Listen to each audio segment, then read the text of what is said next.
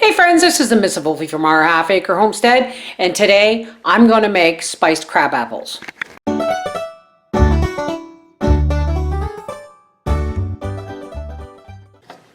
Now I don't have any whole cinnamon sticks or whole allspice, so I've got a teaspoon of ground cinnamon, third of a teaspoon of powdered allspice, and a half a teaspoon of whole cloves. And I've just put them on this piece of cotton muslin, and I'm making a little spice bag.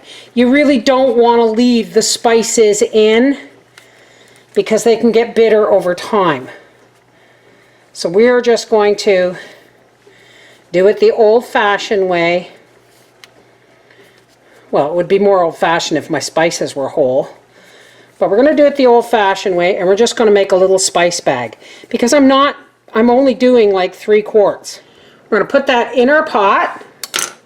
We're going to add 4.5 cups of organic sugar, 2.5 cups of water, and my water is well water. So yeah, it's organic. And 2.5 cups of organic apple cider vinegar with the mother. You don't have to use organics, folks, but if I've got it, I'm using it. And that goes in there. Okay, we're going to bring this to a boil, and then we're going to let it cook for 10 minutes. Meanwhile, today I'm doing spiced crab apples and 1 jar of my pears and apples that I got off my trees. Very few this year. So I'm only going to get 1 quart, but I do want 1 quart of my apples and pears in syrup. So I've got 4 jars here in the canner because I'm going to be using this pressure canner as a boil bath canner. Note that I do have a rack in the bottom, and the water covers these jars by at least 2 inches. They're in there to boil and sterilize. Okay, here are my crab apples, and underneath I have, I believe, 4 pears for my trees and 2 apples. And that's all I got this year, so I'm going to can them up for a pie for Thanksgiving. I have here a stainless steel bucket, which my brother and his wife and their 2 daughters gave Howie and I, full of flowers as an anniversary gift. And it almost makes me wish I still had goats because it'd make a nice milking bucket. I have water in it and a splash of lemon juice. Okay, so all I'm going to do is I'm going to remove the blossom end of the crab apple.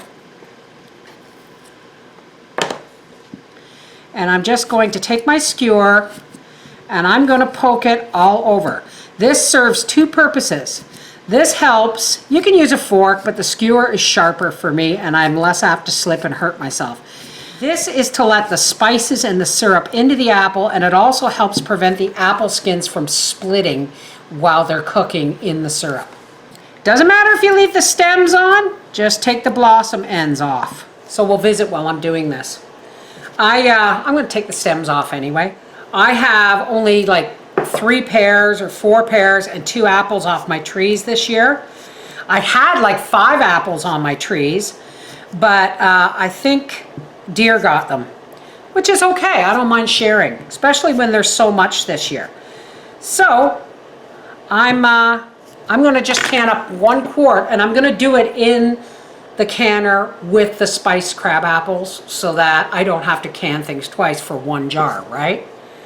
So that's what I'm going to do. I couldn't find my package of candied ginger that was given to me, I think from 2 Acre Homestead. Not sure, but it was given to me at the Michigan meetup, and I was saving it for canning with pears. But I can't find it, so. Or I would just drop a couple of pieces of candied ginger right in the jar with my apples and pears, but I don't have it, so it's just going to be plain apples and pears. Here are my pears and my 2 apples, scanty but enough for a quart of pie filling. Here is my bucket of prepared crab apples. Let's strain them and get them into the syrup. Okay, I'm going to very gently drop these into the boiled syrup, and we're going to bring this back up to a boil, and we're going to very carefully and gently simmer these for 10 minutes. Well, despite poking, my skins are still splitting in spots, but we are not going to give up. I'm going to set these aside for jarring. Okay, let's start with our apples and pears because I only have 1 jar of them. Oops. Canning our apples and pears, Papa. And now I'm just going to cover them with my simple syrup. God, you'd think I'd planned it. Look at that. After a while, you actually get to understand just how much things take. Always, always, always debubble, trying not to crush your fruit. This may turn into sauce for all I know. You never know from one year to the next. From an inch to the top with our fruit and our debubbled liquid. Always wipe your rims and into the boil bath canner that goes. When you've boiled your jars, folks, be really careful taking them out. But at least when you do this, you know exactly how much water you need to cover your jars, because they were in there and filled onto the spiced crab apples. What are you after, dear? We're going to take our spice bag out and set it aside. We don't need it anymore. Like I said, some of these skins did split, but you know what? As long as they stay whole, we should be good. If you have bigger ones rather than smaller, try and get the bigger ones in, pick through them and get the bigger ones in the bottom first. I really hope that I actually do not have too much. I might have to put a pint in here. 3 quarts and a pint. And now I'm going to start filling up with syrup. Now this gets a lovely color from the sugar as well as the crab apples as well as the cider vinegar. We're going to fill them up to 1 inch from the top. Gosh, I hope I don't have to make any more syrup. I have a feeling my son Arthur is going to love these. Not to mention Papa. Oh my goodness, you'd think I'd planned it that way, folks. Now these are pretty big, so you don't necessarily have to go all the way down. You just want to make sure that you got no air bubbles in there. Now, these are beautiful. And the skins of these apples, they're just, the syrup is just beautiful. Always, always wipe your rims.